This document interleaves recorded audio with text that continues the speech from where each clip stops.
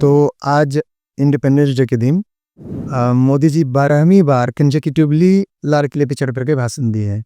मतलब उन्होंने फिर से एक नया रिकॉर्ड बनाया, सबसे ज़्यादा बार कंसेक्यूटिव लाल किला से स्वतंत्रता दिवस के दिन भाषण देने का।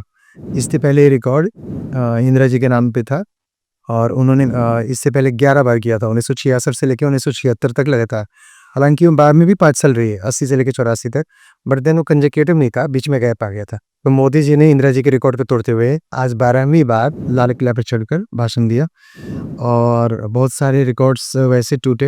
एंड मोदी जी ने डेवलप्ड इंडिया का 2047 का विजन भी रखा एंड इसके अलावा बहुत सारी इंपॉर्टेंट बातें की। उन्होंने एक रिकॉर्ड तो तोड़ दिया कि आज वो 12वीं बार कंसेक्यूटिवली भाषण देने वाले पहले पीएम बन गए लाल किला पे चढ़कर के। इससे पहले इंदिरा गांधी के नाम पे था 11 बार तक।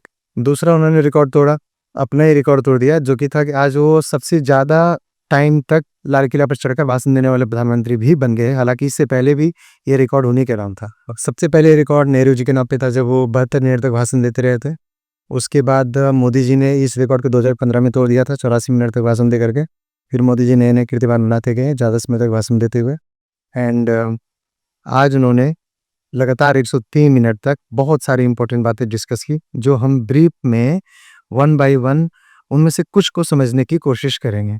तो सबसे पहले आत्मनिर्भर भारत पे मोदी जी फिर से जोर देते हुए दिखाई दिए। अब ये आत्मनिर्भर भारत हम सभी इतनी बार सुन चुके हैं और जान चुके हैं कि इसमें कुछ बोलने को रहा नहीं है, बट फिर भी हम इसे थोड़ा ब्रीफ में समझते हैं। 2014 ऑनवर्ड्स मोदी जी ने काफ़ी सारे स्कीम्स, कैंपेन्स, बहुत सारी चीज़ें लॉन्च की है, प्लान्स लॉन्च किए हैं और सब एक से बढ़ के एक है, जिसके तहत उनका टारगेट सिर्फ इतना रहा है कि भारत के लोग अपने आइटम्स अपने यहाँ बनाएं। हम अपने कंजम्पशन की सारी चीज़ें या मैक्सिमम चीज़ें अपने यहाँ बनाएं। हम एग्रीकल्चर हो, डेयरी हो, फिशरीज हो, वेजिटेबल्स हो, मांस हो, कुछ भी हो, किसी भी तरह की चीज़ें हो, उसमें हम आत्मनिर्भर बने। वो हमारे पहनने की चीज़ें हों, हमारे डेली यूज़ की चीज़ें हों, वो हमारा स्पेस टेक्नोलॉजी हो, वो हमारा सेमीकंडक्टर वाले चिप्स हो, या फिर वो ईवीज़ हो, जो बैटरीज़ हों, वो लिथियम बेस्ड बैटरीज़ हों, मतलब किसी भी तरह के आइटम्स हों। मोदी जी का कहना है कि हमें हर मामले में आत्मनिर्भर बनना चाहिए। वो टेक ओरिएंटेड एआई फील्ड हो, वो इंटरनेट की फील्ड हो, या कुछ ही हो। तो इस पे आज उन्होंने फिर से चर्चा की। अब मोदी जी आत्मनिर्भर भारत पे बार-बार जोर देते हैं, क्यों? आप देखिए, अगर आप पिछला 10 साल का, 20 साल का, 50 साल का कुछ भी उठाएँगे, इतिहास उठा करके देखेंगे, तो आपको पता चलेगा कि जो दबंग कंट्री होता है, जो डोमिनेटिंग कंट्री होता है, वो बाकी कंट्रीज़ पे मसलिंग करता रहता है अपने-अपने तरीके से। ब्रिटिशर्स ने मसलिंग किया मिलिट्री पावर के बेसिस पे, पूरी दुनिया पे राज किया 100, 200, 300 साल तक। उसके बाद अमेरिकन्स आया, अमेरिकन्स ने मसलिंग अपने तरीके से किया। अमेरिकन्स ने क्या किया कि इन्होंने टेक्नोलॉजी के फील्ड में कब्जा कर लिया, करेंसी पे कब्जा करके बैठ गए, बैंकिंग का इन्होंने ऐसा सिस्टम बना लिया कि आप इनसे बाहर निकल ही नहीं सकते हो। कोई भी ट्रांज़ैक्शन अगर आप अपनी कंट्री से बाहर कर रहे हो, तो वो आपको इनके वाया करना पड़ता है। इनकी बैंकिंग सिस्टम है, स्विफ्ट नाम दे रखा है इन्होंने, उसको आपको कुछ पैसे ट्रांज़ैक्शन कॉस्ट दे रहे होते हैं। इवन आपके इंटरनल इनसाइड द कंट्री में भी इन्होंने अपने कार्ड्स वगैरह डाल रखे हैं, मास्टर कार्ड हो गया, वीज़ा कार्ड हो गया।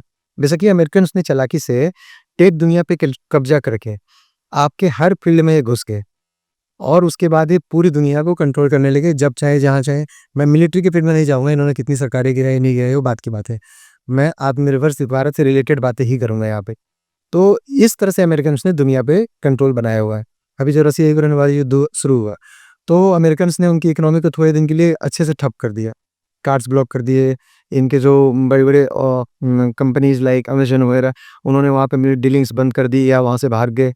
ऐसे मैकडीज़ वगैरह ये लोग बंद कर भी निकलने लगे। तो इससे थोड़े समय के लिए रशियंस को तो परेशानी हुई। ये चीज़ें सारे कंट्रीज़ के साथ करते आ रहे हैं।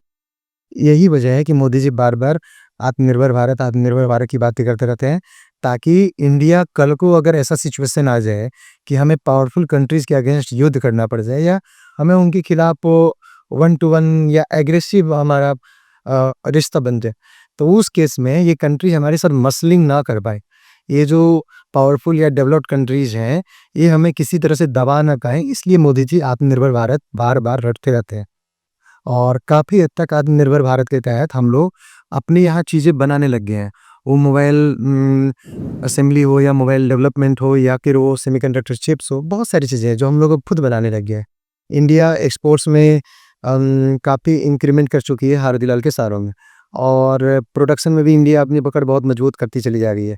टेक फील्ड में इंडिया पहले से ही ठीक-ठाक थी, सॉफ्टवेयर एक्सपोर्ट में इंडिया काफ़ी आगे निकल रही है। तो ये सब चीज़ें जो है उसमें इंडिया ने काफ़ी प्रोग्रेस किया है। एआई का भी क्रेज़ चला हुआ है और इंडिया इसमें एआई इंफ्रास्ट्रक्चर में काफ़ी पीछे है, बट बहुत जल्दी इंडिया इसको भी रिकवर करने का प्लान करके बैठी हुई है। दैट मीन्स कि इंडिया जो यूएस और चाइना के ऑन पार आ जाएगी अगले कुछ ही सालों में एआई वगैरह के टेक में भी। इंटरनेट इंफ्रास्ट्रक्चर में भी इंडिया काफ़ी कुछ प्लानिंग की हुई है जो रिसेंट टाइम्स में देखने को मिल जाएगा। तो आत्मनिर्भर भारत के तहत इंडिया है तो बहुत सारी फील्ड्स में या मैक्सिमम फील्ड्स में या तो आ चुकी है या अपना पकड़ बनाने में लगी हुई है। बट ऐसे 2-3 चीज़ें हैं जिसमें इंडिया अभी भी काफ़ी पिछड़ी हुई है। उसमें से एक है, मतलब करेंटली काफ़ी पिछड़ी हुई है। उसमें से एक है इंजन्स। अगर आप अभी स्पेस एज आने वाला है, मतलब स्पेस में जो जितनी प्रतिस्पर्धा होगी, जितने भी कॉम्पिटिशन्स होंगे कंट्रीज़ या लोगों के बीच में, वो स्पेस में होने वाला है। अगली फाइट स्पेस में लड़ी जाएगी। तो स्पेस में जाने के लिए आपको सबसे पहले तो तगड़ी इंजन चाहिए और वो इंजन सब इंडिया तो इंजन बनाता ही नहीं है। मतलब एक पावरफुल इंजन बनाने की कैपेबिलिटी इंडिया में है ही नहीं। हाल-फिलहाल में ट्रेंडिंग वगैरह भी चल रहा है ट्विटर वगैरह पे कि भई कावेरी इंजन को फंड करो, ये करो, वो करो। बट कहने का तात्पर्य है कि फिलहाल हमारे पास कोई पावरफुल इंजन नहीं है और इंडिया जो अभी इंजन बनाने वाली है, वो भी हाईएस्ट लेवल का नहीं होगा। वो मतलब वर्ल्ड का बेस्ट इंजन नहीं होगा जो 8-10 साल में बन के रेडी होगा। उसके बाद भी इंडिया को 5 साल, 2 साल, 4 साल ऐसे लग सकते हैं। तब जाकर के इंडिया दूसरों से बेटर और दूसरों के ऑन पार इंजन बना पाएगी, जैसे यूएस वगैरह में बनता है। अभी तो इंडिया जनरल इलेक्ट्रिक से F1414 खरीदने वाली है, जो मतलब ये नॉर्मल इंजन है। अच्छा है काफ़ी, हमारे लेवल से ऊपर गए हैं, मतलब हम लोग ऐसे इंजन बना नहीं पाते हैं। लेकिन वो अपना बेस्ट इंजन हमें नहीं दे रहे हैं और वो भी वो डिले कर रहे हैं, मसलिंग कर रहे हैं। थोड़ा बहुत हमारे किसी में मुटाव चल रहा है तो वो इंजन देने से आनाकानी कर रहे हैं। मतलब जो देना था उनको पिछले साल, अब वो मे बी साल 2 साल बाद देंगे या नहीं भी दे सकते हैं। तो यहाँ पे जो इंजन वाला फील्ड है, वो उसमें इंडिया काफ़ी पीछे चल रहा है, जो मोदी जी मेंशन करते हुए नज़र आए। आत्मनिर्भर भारत में हम लोग ये एक फील्ड है जिसमें काफ़ी पिछड़े हुए हैं। उसी तरह से जो दूसरा फील्ड है वो है फाइटर जेट्स का। अगर आपको सुपर पावर बनना है, अगर आपको अंतरिक्ष में प्रोग्रेस करना है, बहुत आगे जाना है या फिर अगर आपको धरती पे भी कुछ करना है, अगर आपको यूएस वगैरह में उनके साथ आँख से आँख मिला के बात करनी है तो आपको अपने फाइटर जेट्स हर हाल में डेवलप करने हों।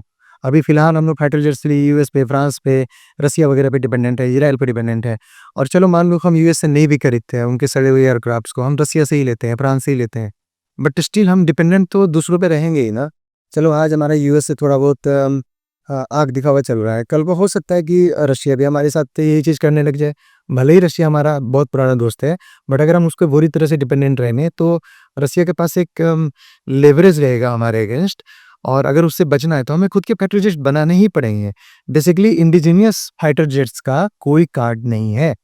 तो भारत इस पे काम कर रहा है, भारत एएमसीए प्रोजेक्ट पे काम कर रहा है, जिसके अंतर्गत भारत 120 से एयरक्राफ्ट बनाने वाला है जो 5th and 6th generation aircrafts होंगे। बट उसको इंडियन एयरफोर्स में आने में 10 साल के करीब लग जाएँगे, मतलब 2035 तक आते-आते, 2036 तक जाते-जाते 120 या उससे ज़्यादा एयरक्राफ्ट इंडियन एयरफोर्स को मिलने वाले हैं। सो बेसिकली अभी हम लोग 10 साल के लिए यहाँ पे इंजन्स के फील्ड में एंड फाइटर जेट्स के फील्ड में पिछड़े हुए हैं या पीछे चल रहे हैं। तीसरी चीज़ जो आत्मनिर्भर भारत के अंतर्गत मोदी जी करने में लगे हुए हैं, जिसमें उसमें कि हम लोग अभी फिलहाल काफ़ी पीछे चल रहे हैं, वो है AI infrastructure. AI infrastructure and साथ में आप कह सकते हो इंटरनेट इंफ्रास्ट्रक्चर। इन दोनों में भारत अभी कहीं से भी दुनिया के जो टॉप के कंट्रीज़ हैं, जिसमें यूएस, चाइना और ईयू कंबाइंड ले लें तो वो आता है। उनके साथ भारत कहीं भी कंपेरेबल पोज़ीशन में नहीं है। उनका इंडिया जो है वो उन कंट्रीज़ का, इंडिविजुअल कंट्रीज़ का, मतलब यूएस का या चाइना का 1% भी इन्वेस्टमेंट अपने कंट्री में फिलहाल नहीं कर रहा है एआई इंफ्रास्ट्रक्चर में या इंटरनेट इंफ्रास्ट्रक्चर में। तो ये तो करंट सिचुएशन है। हालाँकि करने का प्लानिंग करके बैठा हुआ है और आने वाले समय में काफ़ी ज़्यादा चांस है कि इंडिया ऑन पार या फिर एटलीस्ट क्लोज़ आ जाएगा इन कंट्रीज़ के एआई इंफ्रास्ट्रक्चर, इंटरनेट इंफ्रास्ट्रक्चर में। बट फिलहाल दूर-दूर तक भी इंडिया का कोई पोज़ीशन नहीं है। तो ये सब चीज़ें हैं जो मोदी जी मेंशन करते रहते हैं बार-बार। एक और पॉइंट है जहाँ पे मोदी जी कई बार पहले भी भाषणों में बोल चुके हैं और आज भी मेंशन करते हुए नज़र आए, वो है सोशल मीडिया। जब तक आपका खुद का सोशल मीडिया डेवलप नहीं किया हुआ होगा, आप किसी न किसी दूसरी कंट्री पे डिपेंडेंट रहेंगे। और आजकल मैक्सिमम वारफेयर जो होते हैं, वो युद्ध भूमि में नहीं, सोशल मीडिया पे लड़े जा रहे हैं। मतलब कि जो ओपिनियन है, वो सोशल मीडिया बुरी तरह से चेंज कर देती है। तो अगर सोशल मीडिया उनके हाथों में, जैसा कि हम पिछले 8-10 सालों से देख चुके हैं, एक पर्टिकुलर विचारधारा को इंडिया में काफ़ी बुरी तरह से दबाया गया था सोशल मीडिया। जो कि जब मोदी गवर्नमेंट ने एक्शन लिया 3-4 साल पहले, तब जाकर के थोड़ा बहुत फ्रीडम मिला है इनको। तो मतलब जो राष्ट्रवादी लोग हैं, उनको सिर्फ़ इंडिया में ही नहीं, पूरी दुनिया में उनकी विचारधारा को सोशल मीडिया पे दबाए जाते हैं। जो हमने बहुत सारे मेजर डेवलपमेंट देखे, जैसे कि एक राष्ट्रवादी एलन मस्क को ट्विटर को खरीदते हुए, जस्ट ताकि ये यूएस में एक राष्ट्रवादी सरकार बन पाए। ये सब चीज़ें हमने रिसेंटली देखा है। तो ये सोशल मीडिया का जो फ़ील्ड है, उसमें भी इंडिया काफ़ी पिछड़ा हुआ है। और जब तक इंडिया अपना सोशल मीडिया, जैसे यूट्यूब टाइप का हो गया, मेटा टाइप का हो गया, गूगल टाइप का हो गया, गूगल के बहुत सारे जो फीचर्स और टेक हैं, मतलब इस तरह से अगर इंडिया अपना नहीं बना पाता है, इंडिया एआई की फील्ड में अगर अच्छा नहीं कर पाता है, तो फिर इंडिया फ्यूचर वारफेयर स्टार्ट होने से पहले ही हार चुका होगा। तो जब मोदी जी आत्मनिर्भर भारत की बात करते हैं, तो उनका तात्पर्य मोर और लेस यही होता है कि ये जो मेजर फील्ड्स हैं, जिसमें कहीं तो इंडिया रिकवर कर ले रहा है, जैसे कि सेमीकंडक्टर्स में इंडिया एंट्री मार चुका है बहुत अच्छे से, और कई सारे फील्ड्स में इंडिया एंट्री मार चुका है मैन्युफैक्चरिंग में। बट ये जो 4 फील्ड है, इसमें इंडिया कहीं न कहीं बैडली लैग कर रहा है। मोदी जी ने जो नेक्स्ट इम्पोर्टेंट बात डिस्कस की, वो था दाम कम, दम ज़्यादा। अब इसका क्या मीनिंग है? इसका मतलब है कि प्राइसेस हमें कम रखनी पड़ेगी और हमें एफिशिएंसी, क्वालिटी, ये सब चीज़ें बढ़ानी पड़ेगी अगर हम इंटरनेशनल मार्केट में या इवन डोमेस्टिक मार्केट में भी बहुत अच्छा परफॉर्म करना चाहते हैं। तो ये दाम कम, दम ज़्यादा, ये तो बेसिकली एक बिज़नेस प्रिंसिपल है। इसी पे मैक्सिमम बिज़नेसेस बेस्ड होती है। अगर आप किसी भी बिज़नेस को सक्सेसफुली रन करना चाहते हो, तो आपको अपने आइटम्स की क्वालिटी बहुत अच्छी रखनी पड़ेगी, मतलब दम ज़्यादा रखना पड़ेगा, एफिशिएंसी ज़्यादा रखनी पड़ेगी आपको, प्रोसेसेस काफ़ी अच्छे बनाने पड़ेंगे, एंड दाम जो है, जो प्राइसेस है, वो कम रखने पड़ेंगे। तो ये एक बेसिक बिज़नेस प्रिंसिपल है जो मोदी जी ने आज लाल किले से लोगों को समझाने की कोशिश की। इसी को फॉलो करके चाइना पूरी दुनिया में अपने माल टूसता हुआ नज़र आ रहा है। चाइना एक मैन्युफैक्चरिंग हब बन गया क्योंकि उसने प्राइसिंग कम रखे। उसने कॉस्टिंग को कम रखते हुए क्वालिटी को या तो बहुत अच्छा इंप्रूव किया या फिर मीडियम रखा, एंड इस तरह से पूरी दुनिया में अपना माल बेचने में सक्सेसफुल हो गया और आज भी बेचता हुआ जा रहा है। अब यूएस जो अभी हाल-फिलहाल में टैरिफ बढ़ाया जा रहा है, ये बहाने देकर के कि हम लोग अपने यहाँ मैन्युफैक्चरिंग करना चाहते हैं वगैरह-वगैरह। तो यूएस क्वालिटी तो मेंटेन कर सकता है, बट यूएस प्राइसेस मेंटेन नहीं कर पाएगा, और अगर यूएस प्राइसेस मेंटेन करने की कोशिश भी करेगा एआई वगैरह को यूज़ करके, तो फिर यूएस का जो मेन टारगेट है अपने यहाँ प्रोडक्शन करने का, वो फुलफिल नहीं होगा, जो कि है जॉब क्रिएट करना लोगों के लिए। अगर यूएस लोगों के थ्रू प्रोडक्शन करेगा, तो दाम कम हो ही नहीं सकता, क्योंकि फिर लोग, वहाँ के लोगों की जो पर कैपिटा इनकम है वो काफ़ी ज़्यादा है, उनका एक्सपेंसेस काफ़ी ज़्यादा है। एक आम आदमी अगर वहाँ पे एक अच्छे सिटी में $3000-4000 कमा रहा है, तो वो गरीबों के लायक जी रहा है। अब जो $3000-4000 का मतलब अगर इंडियन करेंसी में बात करें तो करीब-करीब 3 लाख रुपए के करीब आता है। अब 3 लाख रुपए की सैलरी लेने वाला बंदा वहाँ पे गरीबों की तरह जी रहा है। और तो वो बंदा, उसको अगर आप प्रोडक्शन में फैक्ट्री में काम पे लगाओगे, तो वो तो आपको 3 लाख या उससे ज़्यादा ही माँगेगा। उतना सैलरी लेकर के वो उतनी ही एफिशिएंसी देगा जितना इंडिया, चाइना में लेबर जो है वो 20,000 15,000 रुपए में दे देता है। तो कहीं से भी यूएस प्राइसेस में इंडिया, चाइना के साथ या ऐसे कंट्रीज़ के साथ पार तो नहीं पाने वाले। दैट मीन्स कि यूएस का यहाँ पे यूएस बुरी तरह से पिछड़ जाएगा। क्वालिटी मेंटेन कर लेगा, बट यूएस प्राइसेस कम करने में सक्सेसफुल नहीं हो पाएगा, एटलीस्ट नियर फ्यूचर में। और अगर यूएस ने प्राइसेस कम करने की कोशिश की एआई, रोबोट्स वगैरह यूज़ करके, तो फिर जो उनका मेन टारगेट है कि यूएस में प्रोडक्शन इसलिए करेंगे क्योंकि हमें अपने लोगों को रोज़गार देना है, वो टारगेट ही अचीव नहीं हो पाएगा, क्योंकि फिर तो वो लोगों को रोज़गार दे ही नहीं पाएगा। सो ये एक बहुत ज़्यादा विशेष सर्किल टाइप में है जिसमें यूएस फँसा हुआ है। अगर यूएस लोगों को रोज़गार देने की कोशिश करता है, तो आइटम्स के प्राइसेस बढ़ेंगे तो वो लोग खुद भी नहीं खरीदेंगे, और दुनिया के दूसरे कंट्रीज़ भी यूएस से नहीं खरीदने वाले हैं। और अगर यूएस प्राइसेस कम रखता है, तो बाकी तो लोगों को फिर रोज़गार जनरेट नहीं होगा, तो फिर तो इंडिया चाइना में ही प्रोडक्शन करने में क्या नुकसान था? यही चीज़ मोदी जी लाभ के लिए से समझाने की कोशिश किए हैं कि हमें प्रोडक्शन कॉस्ट को कम रखना है, क्वालिटी को हाई-टेक रखना है, ज़्यादा रखना है, ताकि हम लोग चाइना जैसे कंट्री के साथ दुनिया में कॉम्पीट कर पाएँ अपने माल बेचने में। ओके, मोदी जी एक बात और बार-बार पहले भी 3-4 बार बोल चुके हैं, फिर से आज उन्होंने रिपीट किया लाल किले पे चढ़ के, कि हम फार्मर्स, फिशरमैन, इन लोगों को नुकसान नहीं होने देंगे। जो हमारे डेयरी फार्मर्स हैं, जो हमारे पिग फार्मिंग करते हैं, जो हमारे यहाँ गुड फार्मिंग करते हैं या बी फार्मिंग है, जो इस तरह के जो फार्मर्स हैं, जो हमारे यहाँ मतलब जिनकी जनसंख्या भी बहुत ज़्यादा है भारत में, उनको तो मैं नुकसान नहीं होने दूँगा, ऐसा उन्होंने बोला। उनका कहने का मतलब है, अभी जो रिसेंट यूएस से टैरिफ लगाए गए इंडिया पे, बेसिकली उनका इशारा उस तरफ था। अमेरिका अपने एग्रीकल्चरल प्रोडक्ट्स जो है, जो कि अमेरिका मास में प्रोड्यूस करती है, और उनकी पैकेजिंग बहुत धांसू कर दी है, मतलब लुक वाइज़, पैकेजिंग वाइज़ उनके प्रोडक्ट्स आपके प्रोडक्ट से बहुत अच्छे दिखते हुए नज़र आएँगे। क्वालिटी वाइज़ भगवान जाने वो कैसा होता है, बट लुक वाइज़ में इंडिया के प्रोडक्ट से वो फार बेटर दिखेंगे। और वो अगर मोदी जी उनको खुलेआम यहाँ पे बेचने की छूट दे देते हैं, मतलब टैरिफ नहीं लगाते हैं, तो यूएस जो फार्मिंग प्रोडक्ट्स हैं, जो मांस वाले आइटम्स हैं, जो दूध वाले आइटम्स हैं और जो इस तरह के आइटम्स हैं, जो बेसिकली फार्मर से कनेक्टेड है, फिशरीज वाले हैं, मछलियाँ हैं, वो सब यूएस काफ़ी कम रेट में या यहाँ के आइटम्स के प्राइसेस से भी लो प्राइसेस में आकर के बेचना शुरू कर देगा, जिससे कि हमारे जो अपने फार्मर्स हैं, वो या तो सड़क पे उतरने की उनकी नौबत आ जाएगी या फिर मतलब उनकी हालत काफ़ी खराब हो जाएगी। इनसे बचने के लिए, अपने फार्मर्स को उनसे बचाने के लिए मोदी जी ने यूएस को जब ट्रेड नेगोशिएशन दोनों के बीच में चल रहा था, तो ये मना कर दिया था कि भाई हम आपको ऐसा फ्री में एक्सेस नहीं दे सकते हैं।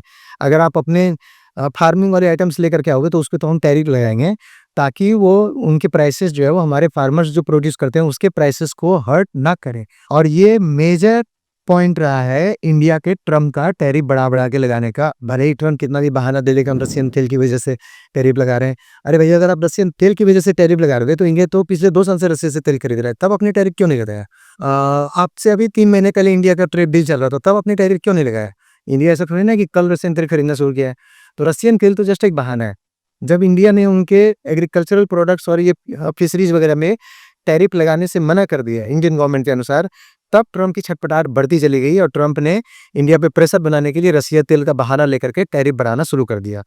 मोदी जी ने आज इसी बात को दाल की नस से फिर से दोबारा बोला है कि मैं किसी भी केस में फार्मर्स के इंटरेस्ट को या डेयरी फार्मर्स के इंटरेस्ट को, मतलब जो हमारे अपने फार्मर्स हैं उनके इंटरेस्ट को कंप्रोमाइज़ नहीं करूँगा। और जो बाहरी कंट्रीज़ हैं, बाहरी प्रोडक्ट्स हैं, उनके और अपने फार्मर्स के इंटरेस्ट के बीच में मैं वॉल की तरह खड़ा रहूँगा। मतलब अपने फार्मर्स को नुकसान नहीं होने दूँगा। एक और इम्पोर्टेंट बात जो उन्होंने आज की, वो था जॉब स्कीम लॉन्च। आज उन्होंने जो अनएम्प्लॉयड लोग हैं, हमारी जनता, जो लोअर तबके के अनएम्प्लॉयड है, जो बहुत ज़्यादा स्किल नहीं है, उनके लिए एक प्रोग्राम लॉन्च कर दिया है, एक स्कीम लॉन्च कर दिया है, जिसके तहत उनको 15,000 रुपए तक दिया जाएगा। दैट मीन्स कि अम, अगर मान लो कि जैसे कि कोई एक अनएम्प्लॉयड पर्सन है, उसको जॉब लगती है, अगर उसकी सैलरी लाख रुपए से कम है, तो फिर उसको गवर्नमेंट की तरफ से 15,000 रुपए 2 किस्तों में दिया जाएगा। मतलब जैसे कि हाफ आप दिया गया तो 7,500 एक बार दिया जाएगा, 7,500 फिर दिया जाएगा। और ऐसे करीब-करीब 3.5 करोड़ लोगों को इस योजना से लाभ पहुँचाने का प्रावधान किया गया है। इसके details slowly and slowly government बाहर करेगी। नेक्स्ट जो बहुत ही शानदार था, वो था डबल दिवाली गिफ्ट। मोदी जी ने दिवाली से 2 महीने पहले ही डबल दिवाली धमाका कर दिया है। इस बार उन्होंने मिडिल क्लास और बेसिकली सारे क्लास को, बट चलो अपर क्लास या जो रिच क्लास है उनको तो फ़र्क नहीं पड़ता है। Middle class and lower middle class को एक अच्छा दिवाली गिफ्ट दे दिया है। इसका नाम दिया है डबल दिवाली गिफ्ट। और ये क्या है? ये है कि जो मिडिल क्लास जो आइटम्स को खरीदती है, मतलब कि जो नॉर्मल आदमी जो आइटम्स को खरीदता है, जो डे टू डे आइटम्स है, जो हम पहनते, खाते, धोते, पीते हैं, उन आइटम्स पे जीएसटी रेट या तो नेग्लिजिबल कर दिया जाएगा या बहुत ही कम कर दिया जाएगा। तो ये एक काफ़ी अच्छा राहत और एक अच्छा मूव भी कहा जा सकता है, जिससे आम आदमी को काफ़ी बेनिफिट होगा।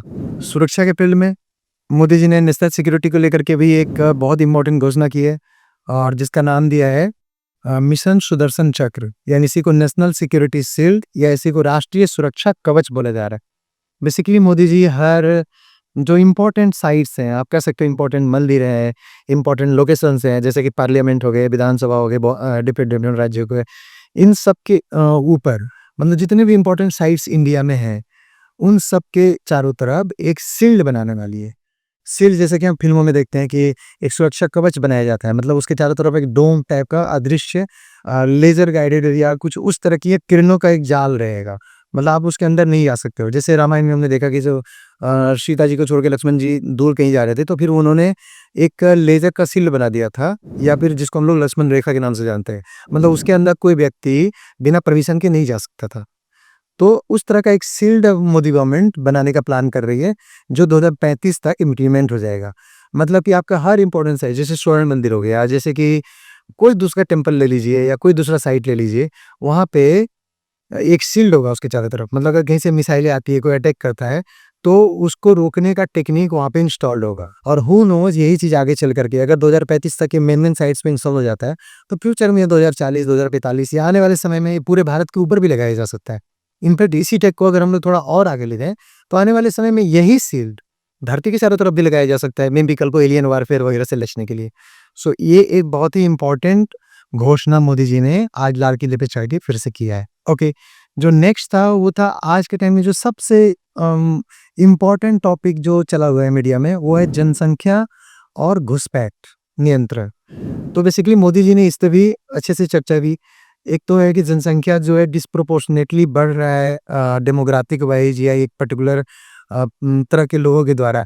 तो उन सबको उन्होंने डायरेक्टली तो इसके बारे में नहीं बोला है, पर बेसिकली उनका इशारा इसी तरफ है कि जो डिस्प्रोपोर्शनेट इंक्रीज हो रहा है जनसंख्या में उसको भी उस पे भी ध्यान दिया जाएगा और उसको ठीक करने की कोशिश की जाएगी, अगर भारत को 2047 तक विकसित भारत बनाना है तो। इसके साथ-साथ उन्होंने इल्लीगल इमिग्रेशन पे भी अपना पॉइंट रखा। मतलब ये जो बांग्लादेशी, रोहिंग्या या जो भी इल्लीगल इमिग्रेंट्स पाकिस्तानी जाकर के भारत में रह रहे हैं या घुसपैठियों की तरह भारत में आकर के हमारे रिसोर्सेज़ को यूज़ करते हैं या इंडिया के लोगों को परेशान करते हैं। इंडिया के इन लोगों को जो रिसोर्सेज़ मिलने चाहिए थी, उनकी लाइफ़स्टाइल उठाने के लिए वो रिसोर्सेज़ वो लोग यूज़ कर लेते हैं, जिससे इंडियन पीपल को नुकसान होता है। तो उन चीज़ों को भी कंट्रोल में लाया जाएगा। बेसिकली ये सारा एनआरसी, सीएए इनकी तरफ था और कहने का तात्पर्य था कि बहुत ही कम समय में, आने वाले समय में हम लोग एनआरसी वगैरह को भी इम्प्लीमेंट होते हुए जल्द ही देखेंगे। मोदी जी ने टेररिज्म और ऑपरेशन सिंदूर को भी अच्छे से कवर किया और उन्होंने साफ-साफ बोला कि blood and water can not flow together. मतलब खून और पानी दोनों एक साथ नहीं चलेगा। मतलब ये है कि अगर पाकिस्तान टेररिज्म को स्टॉप नहीं करता है, अगर पाकिस्तान टेरर फैलाना, इंडियन लोगों को मारना या फिर जो भी नुकसान इंडिया को करता आ रहा है इसलिए 40-50 साल से जब से वो पैदा हुआ है, अगर उन चीज़ों को वो बंद नहीं करता है, अगर उन चीज़ों पे लगाम नहीं लगाता है, तो हम पाकिस्तान को जो मुफ्त में पानी दे रहे थे, वो देना बंद कर देंगे। तो अभी हम समझेंगे कि ये मुफ्त में पानी देने वाली बात है क्या? इसको बेसिकली सिंधु समझौता के नाम से जाना जाता है। तो ये सिंधु समझौता क्या है? सिंधु समझौता 19 सितंबर 1960 को प्रधानमंत्री नेहरू जी एंड पाकिस्तानी प्रेसिडेंट अयूब खान के बीच में किया गया था। इसमें नेहरू जी ने भारत की कुछ नदियों का 80% पानी पाकिस्तान को देने का डील कर दिया था। वो नदियाँ कौन-कौन सी है? 2 नदियाँ, 2 भाग में इन नदियों को डिवाइड किया गया है, पश्चिमी नदियाँ, पूर्वी नदियाँ। पश्चिमी नदियों में 3 नदियाँ आती है, सिंधु, झेलम, चेनाब। नेहरू जी ने डील कर लिया था कि इन 3 नदियों का 80% पानी पाकिस्तान को जाएगा और सिर्फ 20% पानी भारत रखेगा। अब जो पूर्वी नदियाँ हैं, जिनमें 3 नदियाँ आती हैं, सतलुज, ब्यास, रावी, उन नदियों का सारा पानी भारत रखेगा। तो जब पाकिस्तान टेररिज्म को स्टॉप नहीं किया हाल-फिलहाल के टाइम्स में, स्पेशली ऑपरेशन सिंदूर के बाद, और इंडिया लगातार पिछले कुछ वर्षों से पाकिस्तान को वार्निंग देता आ रहा है कि अगर टेररिज्म स्टॉप नहीं करोगे तो हम तुम्हारा पानी बंद कर देंगे, हुक्का तुम्हारा पहले से बंद है, पहले तुम्हारे खाने के लाले पड़े हुए हैं, अब तुम्हारे पीने के भी लाले पड़ जाएँगे और धोने के भी लाले पड़ जाएँगे।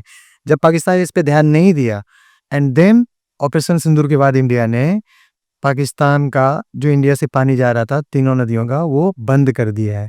एंड आने वाले समय में इंडिया इन पे डैम्स कंस्ट्रक्ट कर रहा है ताकि फ्यूचर में पाकिस्तान को या तो बिल्कुल पानी नहीं दिया जाए या कि उतना पानी दिया जाए जितना इंडिया चाहेगा और जब इंडिया चाहेगा।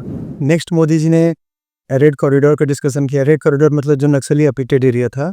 ऐसे भारत में सैकड़ों जिले थे पहले जब मोदी जी आए थे, 200 कुछ जिले थे जहाँ पे नक्सली अफेक्टेड थे, जो घट करके 10, 12, 14 रह गए हैं और वो भी लगभग खत्म होने के कगार में है। इंडियन गवर्नमेंट तो अब इनको माफ़ी मांगने का भी मौका नहीं दे रही है। इंडियन गवर्नमेंट का कहना है कि हम तुम्हारे साथ समझौता ही नहीं करेंगे, हम नक्सलीज़ को ख़त्म कर देंगे वंस एंड फॉर ऑल। और ये जो एरियाज़ थे जहाँ पे नक्सलीज़ थे वहाँ पे डेवलपमेंट का कार्य बड़ी तेज़ी से चल रहा है। इनफैक्ट ये वहाँ पे स्पोर्ट्स फैसिलिटीज़ वगैरह बहुत डेवलप किए गए हैं। वो बस्तर हो, वो झारखंड के कुछ ज़िले हों जैसे सिंहभूम एटसेट्रा, या फिर वो दांतेवाड़ा छत्तीसगढ़ का हो। हर जगह 50-100 प्लेग्राउंड्स स्टार्ट किए जा रहे हैं। लोगों को वॉलीबॉल, बास्केटबॉल इनकी ट्रेनिंग दी जा रही है, हॉकी की ट्रेनिंग दी जा रही है, ताकि लोग स्पोर्ट्स वगैरह में भी आगे निकलें जो पढ़ने लिखने में उतने अच्छे नहीं हैं।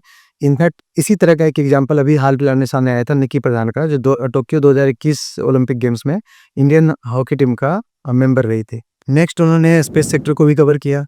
अब हम सभी जानते हैं कि आने वाले समय में जो मेन रेस चलने वाला है वो स्पेस में होगा और एआई के फील्ड में होगा एंड एनर्जी के फील्ड में होगा। तो स्पेस में अभी इंडिया अच्छा खासा प्रोग्रेस कर रही है। इनके बहुत सारे जो प्लान्स हैं वो लॉन्च होने के लिए रेडी हैं या रेडी होने वाले हैं।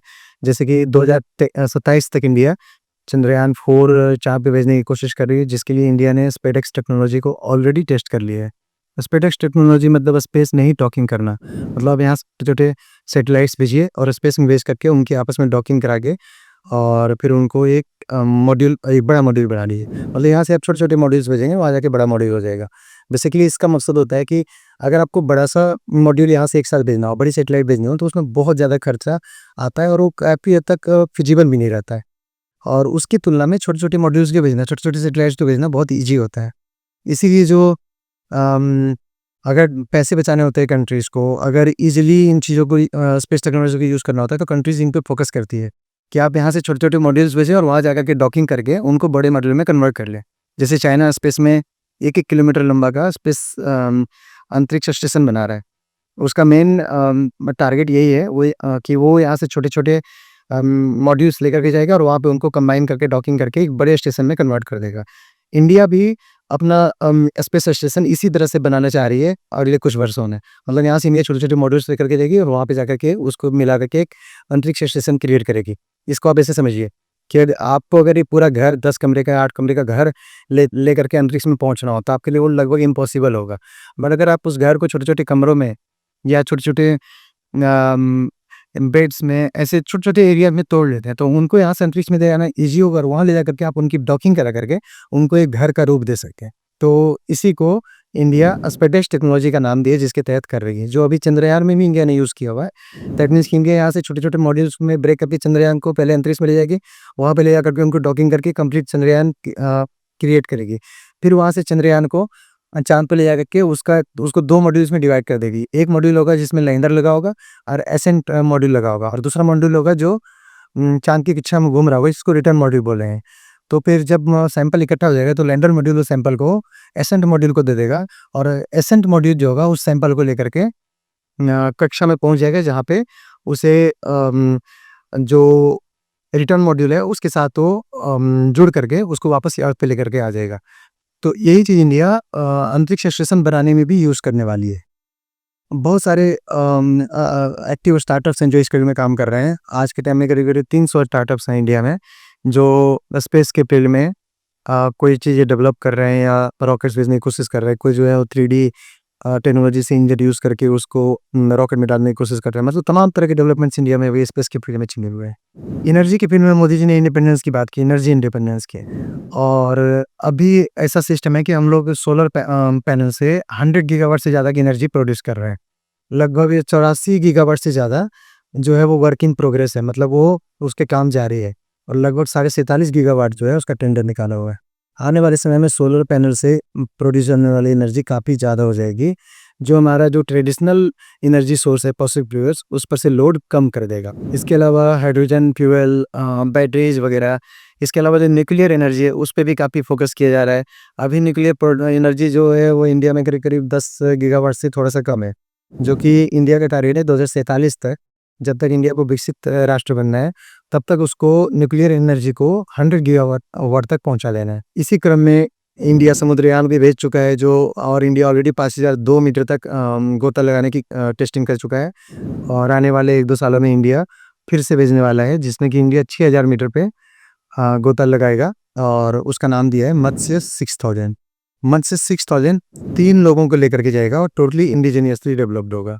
नेक्स्ट मोदी जी ने चर्चा की क्लीन एनर्जी की, मतलब कि 50% हमारी जो एनर्जी है वो क्लीन एनर्जी आना चाहिए था 2030 तक। ये मोदी गवर्नमेंट का टारगेट था, जो गवर्नमेंट ने 14 जुलाई 2025 को ही अचीव कर लिया। मतलब हम लोग 5 साल पहले ही जो टारगेट सेट किए थे उसको अचीव करके बैठ गए। टोटल जो हमारा इंस्टॉल कैपेसिटी एनर्जी का वो है 484.8 गीगावाट। उसका आधा से भी ज़्यादा, मतलब 242.8 गीगावाट हम लोग क्लीन एनर्जी यूज़ करके प्रोड्यूस कर रहे हैं। क्लीन मतलब हो गया जैसे कि सोलर पैनल हो गए, बायोफ्यूल्स हो गए, हाइड्रोजन फ्यूल हो गया, मतलब इस तरह के आइटम्स, न्यूक्लियर एनर्जी हो गया, मतलब जो फॉसिल फ्यूल पर डिपेंडेंट नहीं है, उन सोर्सेज को यूज़ करके जो एनर्जी प्रोड्यूस करते हैं उसको हम लोग क्लीन एनर्जी बोलते हैं। तो इंडिया अपने आधी से थोड़ी सी ज़्यादा, मतलब आधा 50% जो अपना एनर्जी है वो नॉन फॉसिल फ्यूल से प्रोड्यूस करने लग गया है, और आने वाले समय में इंडिया का टारगेट रहेगा कि इसको 90-95% तक ले जाया जाए। ये थे मोदी जी के आज के लाल किला पे भाषण के हाइलाइट्स।